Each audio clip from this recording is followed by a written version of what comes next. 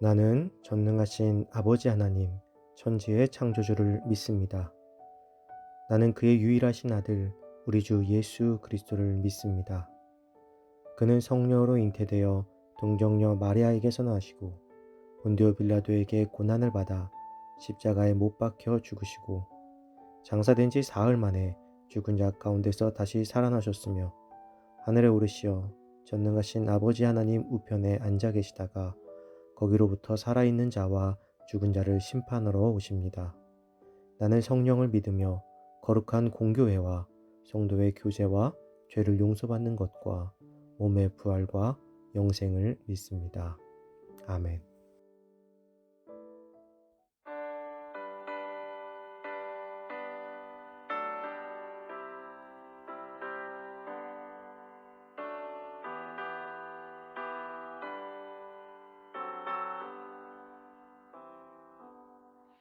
이 세상에 근심된 일이 많고 참 평안을 몰랐구나. 내 주 예수 나라 부르시니 곧 평안히 쉬리로다.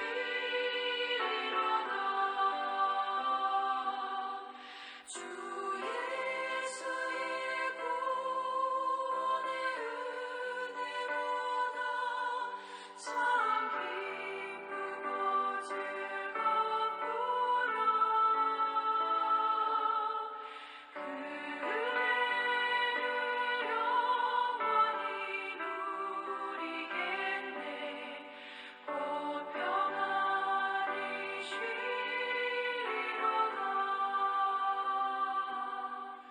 이 세상에 공고한 일이 많고 참 쉬는 날 없었구나.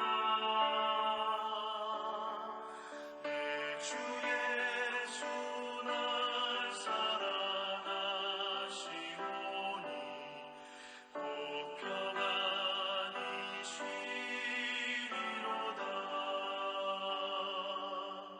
주 예수의 구원의 은혜로다. 참 기쁘고 즐겁구나. 그 은혜를 영원히 누리겠네. 곧 평안히 쉬리로다.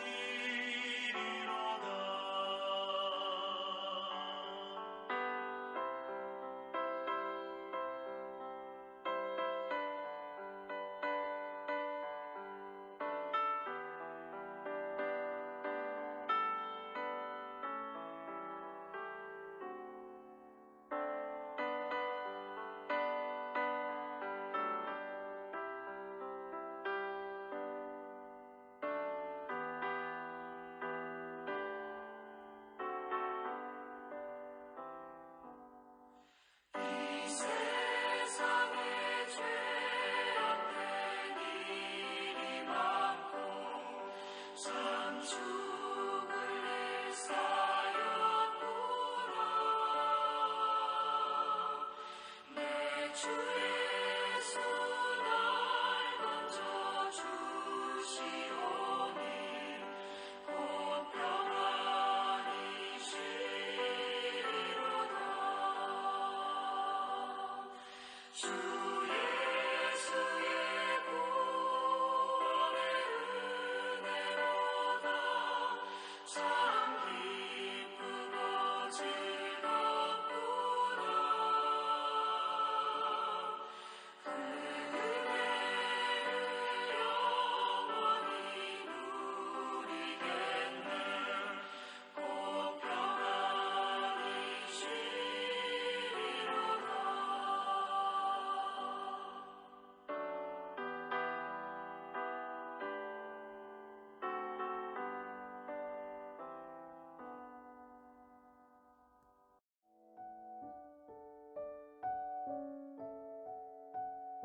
오늘 하나님께서 우리에게 주신 말씀은 열왕기상 11장 23절에서 25절입니다.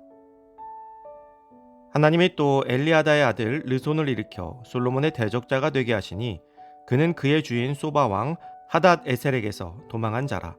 다윗이 소바 사람을 죽일 때 르손이 사람들을 자기에게 모으고 그 무리의 괴수가 되어 다메섹으로 가서 살다가 거기서 왕이 되었더라. 솔로몬의 일평생에 하닷이 끼친 환난 후에 르손이 수리아 왕이 되어 이스라엘을 대적하고 미워하였더라. 아멘.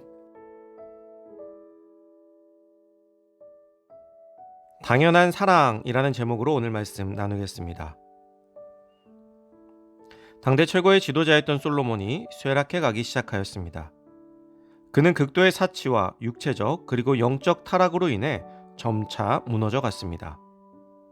그는 하나님의 경고마저도 무시하고 귀를 기울이지 않았습니다.